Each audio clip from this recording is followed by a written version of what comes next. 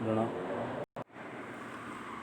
Hello प्यारे विद्यार्थियों, BA part second paper first में आज हम पढ़ेंगे नौकरशाही, ब्यूरोक्रेसी।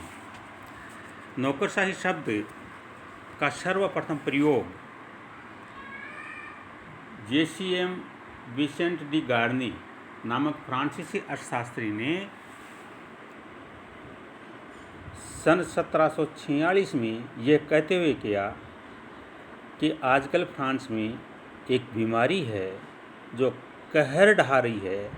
यह बीमारी ब्यूरोमीनिया है। गार्नी ने यह दावा किया कि उन्होंने सरकार के चौथे और पांचवें स्वरूप के रूप में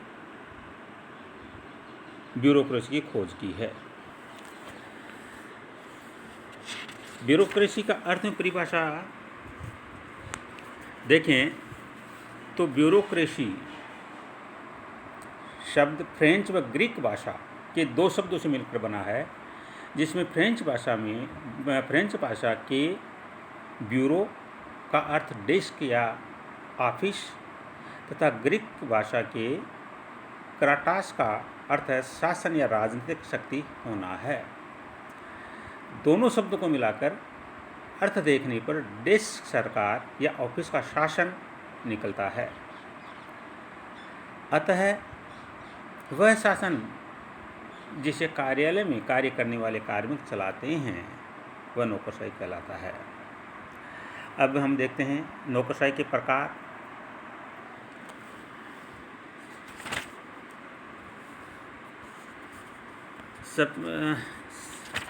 सबसे पहले हम एफएम मार्क्स के अनुसार नौकरशाही के 4 प्रकार बताए गए हैं।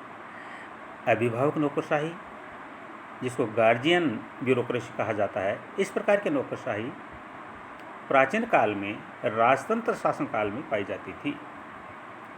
प्लेटो की रिपब्लिक में इसका वर्णन मिलता है। इस प्रकार के नौकरशाही शासन तंत्र को प्रजा के अभिभावक के रूप में प्रस्तुत करती है।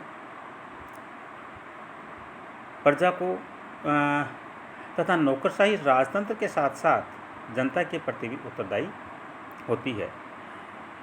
मार्क्स के अनुसार इस प्रकार के नौकरशाही के सदस्य शिक्षित और विद्वान होते हैं तथा प्राचीन धर्म ग्रंथों के अनुसार प्रशिक्षण प्राप्त होते हैं। मार्क्स ने इस प्रकार के नौकरशाही के 2 उदाहरण दिए हैं।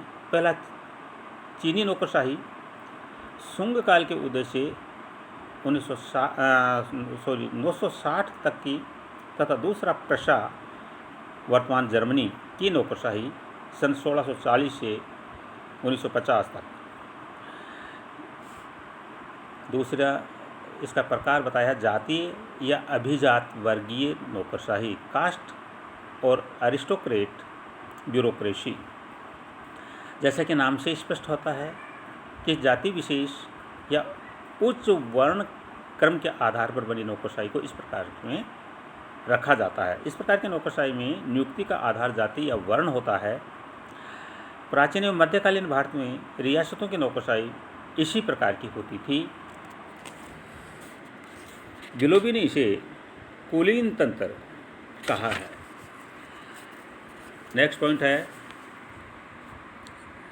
संरक्षक नौकरशाही, पेट्रोनेज ब्यूरोक्रेसी। इस प्रणाली का श्रेष्ठ उदाहरण संयुक्त राज्य अमेरिका है, जहां ज्यों ही नया राष्ट्रपति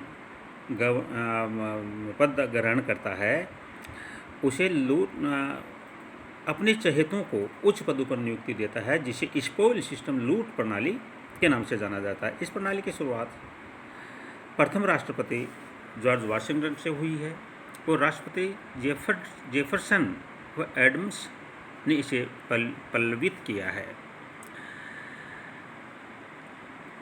तीसरी आगे की जो नौकरशाही का प्रकार है वह योग्यता आधारित नौकरशाही है, मेरिट बेस्ड ब्यूरोक्रेसी।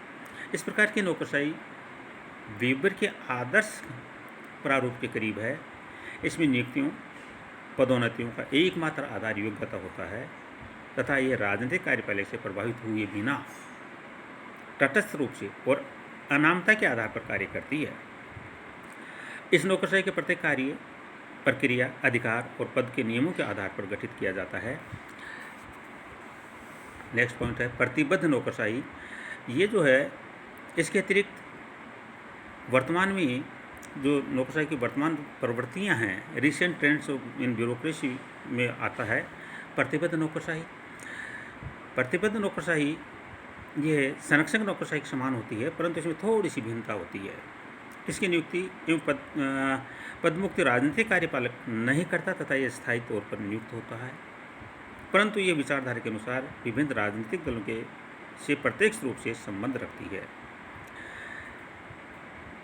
जिससे ये वह दल सत्ता के आने पर प्रतिफल के रूप में उसके अधिकारियों को अच्छे पदों पर, ऊंचे पदों पर नियुक्त करता है, परंतु दल के सत्ता में नहीं रहने पर इनका स्थानांतरण कम महत्व वाले जगहों पर हो जाता है। वर्तमान में लोकतांत्रिक देशों में न्यूनाधिक मात्रा में ये सभी देशों में पाई जाती है। तटस्थ नौकरशाही। इस प्रकार की नौकरशाही प्रतिबद्ध नौकरशाही के विपरीत किसी भी राजनीतिक दल से प्रभावित हुए बिना अपने कर्तव्यों का निर्वहन करती है तथा इस पर सत्ता परिवर्तन का कोई प्रभाव नहीं पड़ता। धन्यवाद।